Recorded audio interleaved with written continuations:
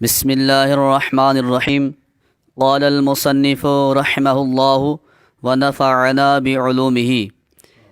من الفاتحة وعليه قراء مكة والكوفة وفقهاؤهما وابن المبارك والشافعي، وخالفهم قراء المدينة والبصرة والشام وفقهاؤها ومالك والأوزاعي، ولم ينص أبو حنيفة فيه بشيء، فظن أنها ليست من السورة عنده.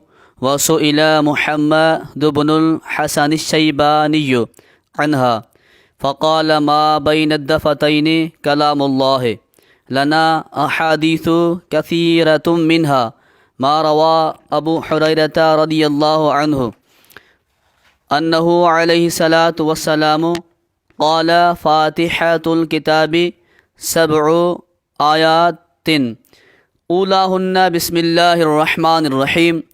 وقول أم سلمة: قرأ رسول الله صلى الله عليه وسلم الفاتحة وعد بسم الله الرحمن الرحيم آية. ومن أجلهما اختلف في أنها آية برأسها أم بما بعدها، والإجماع على أن ما بين الدفتين كلام الله، والوفاق على إثباتها في المصاحف مع المبالغة في تجريد القرآن حتى لم تكتب. آمين. बिस्मिल्लाहिर्रहमानिर्रहीम। सूरह फातिहा जे तफ़सीर खे बयानु कंदे पहिरियां मुसन्निफ़ रहमतुल्लाह अलैह बिस्मिल्लाह जो तफ़सीर कयो, पोइ फ़रमाईंदे बिस्मिल्लाहिर्रहमानिर्रहीम मिनल फातिहा ते बिस्मिल्लाह फातिहा जो जुज़ आहे। हाणे इहो क़ाज़ी बेज़ावी रहमतुल्लाह अलैह, छो त शाफ़ी आहे, उन्हनि जो इहो मसलक आहे त बिस्मिल्लाहिर्रहमानिर्रहीम फातिहा जो बि जुज़ आहे ऐं क़ुरान जी हिक हिक सूरत जो बि जुज़ आहे। असां हनफ़ियुनि जो मसलक इहो आहे त क़ुरान जो जुज़ आहे पर फातिहा जो जुज़ कोन्हे को। ऐं क़ाज़ी साहिब रहमतुल्लाह अलैह ईअं चयो त फातिहा जो जुज़ आहे, हालांकि चवणु त ईअं खपे असां त हर हिकु सूरत जो जुज़ आहे, छो त शाफ़ियुनि वटि ईअं आहे। त हुनजी वजह इहो आहे त छो त अॻिते जेके दलील बिस्मिल्लाह जी जुज़इयत जा क़ाज़ी बेज़ावी ॾिए थो, उहे आहिनि जेके फातिहा जे जुज़ हुजण ते दलालत कनि था। तॾहिं जी पोइ सुवालु थिए त भला जेके शाफ़ी चवनि था त ॿियनि सूरतुनि जो बि जुज़ आहे बिस्मिल्लाह, उनजो दलील दलील इहो आहे त उहे बिस्मिल्लाहिर्रहमानिर्रहीम खे फातिहा जो जुज़ हुजण ते क़यास था कनि त जीअं बिस्मिल्लाह फातिहा जो जुज़ आहे, ईअं बिस्मिल्लाहिर्रहमानिर्रहीम हर सूरत जो बि छा आहे जुज़ आहे। पोइ फ़रमाईंदे मिनल फातिहा ते व अलैहि क़ुर्राउ मक्कत, इन ई उसूल माना इन मसलक ते मके जा कारी बि चवनि था फातिहा जो जुज़ आहे, कूफ़े जा कारी चवनि था फातिहा जो जुज़ आहे, मके ऐं कूफ़े जा फ़क़ीह बि चवनि था छा आहे इन जो फातिहा जो छा आहे जुज़ आहे फातिहा जो। हाणे कूफ़े जे फ़क़ीहनि में त इमाम अबू हनीफ़ा बि आहे, पर छो त अॻिते संदन ज़िक्र अचे थो ऐं उन्हनि जो इहो मसलक कोन्हे को त बिस्मिल्लाहिर्रहमानिर्रहीम फातिहा जो जुज़ आहे, क़ुरान जो जुज़ आहे, फातिहा जो जुज़ हुजण में उहे कोन था क़ाइल उन जा न आहिनि। फ़रमायो त इन ते ई मके जा कारी आहिनि, कूफ़े जा कूफ़े जा ॿई फ़क़ीह इब्न मुबारक हज़रत अब्दुल्ला बिन मुबारक जो बि इहो मसलक आहे, इमाम शाफ़ी जो बि इहो मसलक आहे। पर इन्हनि जी मदीने जे कारनि, बसरे जे कारनि, शाम जे कारनि ऐं इन्हनि जे फ़क़ीहनि मुख़ालफ़त कई आहे, ऐं इमाम मालिक ऐं इमाम औज़ाई। अच्छा, इहे जेके ॿुधाए पियो न त इमाम मालिक इमाम औज़ाई, इहे वरी चवनि था त बिस्मिल्लाह न को फातिहा जो हिसो आहे, न को वरी क़ुरान जो आहे, सम्झो, न को फातिहा जो आहे, न को क़ुरान जो आहे। बाक़ी रहियो इमाम अबू हनीफ़ा, त उनजे बारे में फ़रमाईंदा वलम नुस अबू हनीफ़त फ़ी बिशैइन, इमाम साहब खां इन जे बारे में का सरी ॻाल्हि आई कान्हे। पोइ फ़ज़ुन, पोइ गुमान कयो वियो, पोइ इहो गुमान कयो वियो त इहा माना ॻाल्हि थी त इमाम साहब चवनि था त इहो सूरतुल फातिहा जो जुज़ न आहे। फ़ज़ुन अनहा माना का शइ आई कान्हे, फ़ज़ुन अनहा लैसत मिन सूरत इंदहू, इन्हनि अबू हनीफ़ा रहमतुल्लाह अलैह वटि इहा बिस्मिल्लाहिर्रहमानिर्रहीम फातिहा जो जुज़ कोन्हे को। हाणे हुनजो दलील वक़्तु ॾिए थो त कीअं, फ़रमाईंद वसोइल मुहम्मद इब्नुल हसन अश-शैबानी अनहा, हज़रत इमाम मोहम्मद बिन हसन जेको इमाम अबू हनीफ़ा जो शागिर्द आहे, उन्हनि खां पुछियो वियो इन जे बारे में त साईं बिस्मिल्लाह जो फातिहा जुज़ आहे, फातिहा जो बिस्मिल्लाह जुज़ आहे या न आहे। पाण फ़रमायूं त मा बैन दफ़तैन कलामुल्लाह, जेको बि ॿिन्ही पासनि में माना मसाइफ़ में जेको बि आहे, क़ुरान जेको आहे इन में जेको बि आहे उहो छा आहे कलामुल्लाह आहे। सम्झो ॻाल्हि खे। हाँ इहो हिकिड़ो एतिराज़ अॻिते ईंदो त जेको बि तव्हां चओ था ॿिनि गतनि में ॿिनि पासनि में जेको बि आहे कलामुल्लाह आहे, त पोइ क़ुर में जेके रुकू आहिनि या क़ुर जे मथां लिखियलु हूंदो आहे सूरतुल बक़रा ते मदनियतुन, हेतिरा रुकू आहिनि, ऐं पासे खां लिखियलु हूंदो आहे सूरत मदनी आहे, मकी आहे, छा इहो त क़ुर कोन्हे? तव्हां था चओ जेको बि दफ़्तर में आहे उहो छा आहे? क़ुर आहे। त पोइ इन मथां इहो लिखियो पियो आहे सूर बक़रा मदनी आहे, 200 आयतूं 300 लिखियो पियो आहे, छा इहो बि क़ुर आहे? त इन जो जवाबु अॻिते पोइ असीं ॾियूं था, अॻियां इबारत अचे थी। हाणे लना अहादीस कसीरतुनि खां जवाबु पियो ॾिए, दलील पियो ॾिए काज़ी बेज़ावी त बिस्मिल्लाह रहमान रहीम फातिहा जो जुज़ आहे। असां वटि घणियूं हदीसूं आहिनि, असीं हनफ़ी चऊं था इहो जुज़ कोन्हे, हू चए थो जुज़ आहे।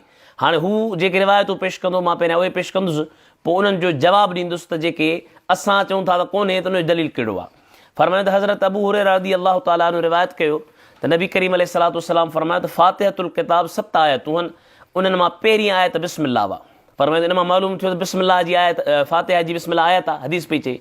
हाणे इन जो जवाबु असीं हनफ़ी इहो ॾींदा आहियूं त इन ई हज़रत अबू हुरैरा खां सही मुस्लिम में हिकिड़ी रिवायत आहे त नबी करीम अलैहिस्सलातु वस्सलाम फरमायो त ख़ुदा फरमाए थो त मूं नमाज़ खे पंहिंजे बंदे जे विच में तक़सीम करे छॾियो आहे, त सिर्फ़ु बंदो नमाज़ न पढ़ंदो आहे पर उन में मूं रब जो बि हूंदो आहे। कीअं त जॾहिं बंदो चवंदो आहे अल्हम्दुलिल्लाह रब्बिल आलमीन, त रब चवंदो आहे हमिदनी अब्दी, मुंहिंजे बंदे मुंहिंजी छा कई? तारीफ़ कई। जॾहिं बंदो चवंदो अर्रहमान अर्रहीम, त ख़ुदा चवंदो अथना अलैया अब्दी, मुंहिंजे बाने मुंहिंजी छा कई? सना कई। इन मां मालूम थियो त जेकॾहिं अलहम्द शरीफ़ जो बिस्मिल्लाह जुज़ हुजे हा, त पहिरियां नबी करीम बिस्मिल्लाह खे बयानु करे ख़ुदा जो जवाबु ॾियनि हा न। अलाह चयो त अलहम्द बंदो चवंदो आहे त मां हमिदनी अब्दी चवंदो आहियां, तंहिंजो मतिलबु आहे त बिस्मिल्लाह जुज़ कोन्हे, जे जुज़ हुजे हा त ख़ुदा जी ज़ात बाबरकात बयानु करे हा, त बिस्मिल्लाह चवंदो त मां हुनजो जवाबु ई ॾींदुसि। अलाह चवंदो अल्हम्दुलिल्लाह चवंदो जवाबु ई ॾींदुसि। हाणे हिकिड़ी रिवायत हज़रत अबू हुरैरा जी आहे जंहिंमें आहे त बिस्मिल्लाह शरीफ़ क़ुर जो अलहम्द जूं 7 आयतूं आहिनि, जंहिं मां पहिरीं आयत कहिड़ी आहे? बिस्मिल्लाह। ऐं ॿी हदीस पई चवे त हज़रत अबू हुरैरा थो चए त ख़ुदा थो चए त बंदे मूं पंहिंजे दरमियान निमाज़ खे तक़सीम कयो आहे, जॾहिं बंदो चवंदो अल्हम्दुलिल्लाह त मां चवंदुसि हमिदनी अब्दी। तंहिं मां मालूम थियो त हज़रत अबू हुरैरा जो जेको ॿियो कौल आहे, जॾहिं हिकिड़ो रावी हुजे ऐं उन रावी जा 2 कौल पाण में मुतज़ाद हुजनि, यानी हिकिड़ो रावी हिकिड़ी ॻाल्हि करे चुको, वरी जॾहिं का अहिड़ी ॿी ॻाल्हि करे, को कौल या को फेल हुनजे मुखालिफ़ अचे, त सम्झिबो त हज़रत अबू हुरैरा हुन खां रुजू कयो आहे। तॾहिं त ॿियो कौल ॾिनई, जीअं मिसाल तौरु हिकिड़ो मुफ़्ती आहे, हिकिड़े मुफ़्ती हिकिड़ी फ़तवा ॾिनी, वरी कुझु वक़्त खां पोइ ॿी ॾिनई, तंहिंजो मतिलबु आहे त पहिरीं फ़तवा खां हुन छा कयो? रुजू कयो। त हज़रत अबू हुरैरा जेका ॿी हदीस बयानु कई, त इहा ॿी हदीस बयानु पई करे त हीअ जेका पहिरीं हदीस काज़ी साहिबु बयानु कई आहे, इहा हदीस रुजूअ ते महमूल आहे, माना इन खां छा कयो आहे? हज़रत अबू हुरैरा रुजू कयो आहे, या इहा हदीस छा आहे? मनसूख़ आहे। हिकिड़ो जवाबु। अच्छा, ॿियो जवाबु इहो ॾींदा आहिनि उलमा इकराम त हज़रत अनस थो चवे त मूं हज़रत नबी करीम जे पोयां नमाज़ पढ़ी, अबू बकर साईं जे पोयां नमाज़ पढ़ी, उमर साईं जे पोयां नमाज़ पढ़ी, उन्हनि कॾहिं बि अलहम्द शरीफ़ में ॾाढियां बिस्मिल्लाह कान पढ़ी। जेकॾहिं सूरह फातिहा जो बिस्मिल्लाह जुज़ हुजे हा, त पोइ हज़रत नबी करीम ॾाढियां पढ़िया नमाज़ में, हज़रत अबू बकर ॾाढियां पढ़िया, हज़रत उमर ॾाढियां पढ़िया। तंहिंजो मतिलबु आहे त बिस्मिल्लाह फातिहा जो जुज़ कोन्हे, क़ुर जो जुज़ आहे पर फातिहा जो जुज़ कोन्हे को। बाक़ी रही ॿी हदीस जेका हज़रत उम्मे सलमा जे हवाले सां काज़ी बेज़ावी बयानु कई त कर रसूलुल्लाह सल्लल्लाहु अलैहि वसल्लम फातिहत व अद बिस्मिल्लाहिर रहमानिर रहीम, कर रसूलुल्लाह अल फातिहत व अद बिस्मिल्लाहिर रहमानिर रहीम आयतन, नबी करीम फातिहा पढ़ी ऐं बिस्मिल्लाह खे आयत ॻणियूं। हाणे इन मां इहो त मालूम कोन थो थिए नबी साईं चयो त बिस्मिल्लाह आयत आहे, बल्कि बिस्मिल्लाह अलहम्द सां असीम करे पढ़ंदा आहियूं। मुमकिन आहे त नबी करीम तबरुक हासिल करण जे लाइ पढ़ी हुजे, इन मां इहो किथां साबित थियो त बिस्मिल्लाह जेका आहे अलहम्द जो जुज़ आहे? इन जो जवाबु ॿई अची आहे। हाणे वमिन अजल मां इन्हनि ॿिन्ही रिवायतुनि जे करे शाफ़िन में वरी पाण में इख़्तिलाफ़ आहे। उहे चवनि था त छा बिस्मिल्लाहिर रहमानिर रहीम अलॻि आयत आहे, या बिस्मिल्लाहिर रहमानिर रहीम अल्हम्दुलिल्लाह रब्बिल आलमीन हिकु आयत आहे, या बिस्मिल्लाह अलॻि आहे। त के चवनि था त बिस्मिल्लाहिर रहमानिर रहीम अल्हम्दुलिल्लाह रब्बिल आलमीन हिकु आहे, के चवनि था न बिस्मिल्लाहिर रहमानिर रहीम अलॻि आहे ऐं अल्हम्दुलिल्लाह रहमानिर रहीम छा आहे? अलॻि आहे।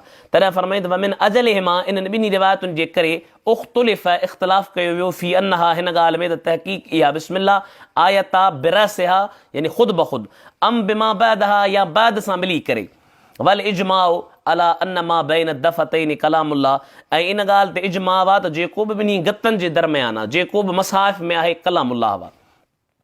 वरी हिते हिकिड़ो सुवालु मुक़दर पैदा थियो, उहो इहो थियो जेको सवेर मूं कयो त रुकू सजदा या जेके बि लिखियल आहिनि आयतूं छा उहो कलामुल्लाह आहिनि? त जवाबु ॾिबो त मा बैन दफ़तैन मां मुराद आहे उहे मसाहिफ़ जेके साहबनि लिखिया हुआ, छो त साहबनि जे दौर में ईअं लिखियलु कोन हो त हेतिरियूं आयतूं आहिनि, हेतिरा रुकू आहिनि।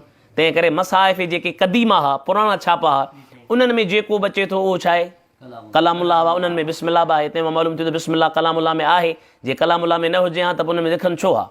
मसाहिफ़ मां मुराद कहिड़ा आहिनि? मसाहिफ़ क़दीमा, पुराणा जेके छापा आहिनि, नवां न। अच्छा, चए थो इन ॻाल्हि ते बि इत्तिफ़ाक़ आहे, वल विफ़ाक़ वला इस्बातिहा फिल मसाहिफ़, इन ते बि इत्तिफ़ाक़ आहे त सभिनी जॾहिं मसाहिफ़ लिखिया उन में बिस्मिल्लाह खे उन्हनि साबित रखियो। मअल मुबालगत फ़ी तजरीदिल क़ुरान हत्ता लम तुक्तब आमीन, हालांकि इन ॻाल्हि में हू सख़्तु मुबालगो हुननि कयो त हर उहा शइ जेका क़ुरान में न आहे उनखे छा कंदा, कोन लिखंदा। एतिरे क़दुरु जो आमीन बि कोन लिखियो, छो चवंदा आमीन क़ुरान कोन्हे। तंहिंजो मतिलबु आहे जेकॾहिं बिस्मिल्लाह क़ुरान न हुजे हा त पोइ जीअं आमीन खे हुननि क़ुरान में न लिखियो तीअं बिस्मिल्लाह खे कोन लिखंदा।